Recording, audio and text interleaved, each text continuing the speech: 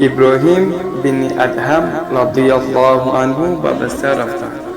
اهل این ولایت نزد ایشان جمع شدند، گفتند: یا شیخ، الله تعالی در کلام مجید خود یاد کرده است بخوانید تا اجابت کنم شما را، یعنی دعا بکنید قبول کنم دعایتان را. سوره غافر آیت 60.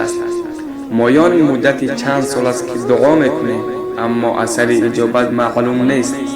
ابراهیم بن ادهم رضی الله عنه گفتند: دل شمایان به سبب 10 چیز مرده است و چه نوع دعای شمایان مستجاب گردد؟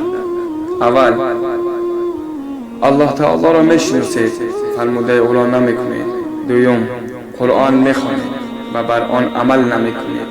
سوم، دعوای محبت رسول الله را صلی الله علیه و سلم را میکنید، سنت های او را ترک کرده اید. چهارم، شیطان را دشمن می‌دارید اما شب و روز اطاعت او را بجا می‌آورید. پنجم، داخل بهشت را می‌خواهید، زاد و راحله او را نمی‌کنید، یعنی سعی کوشش خود را بر آنجا نمی‌کنید. ششم، از دوزخ نجات یافتن را می‌خواهید، خود را بر دوزخ می‌اندازید.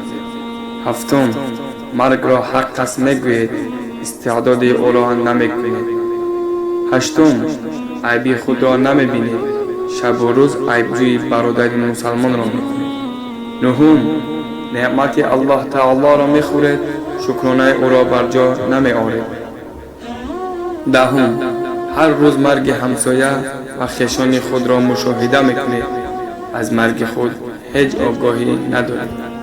و السلام علیکم و رحمت الله و برکاته.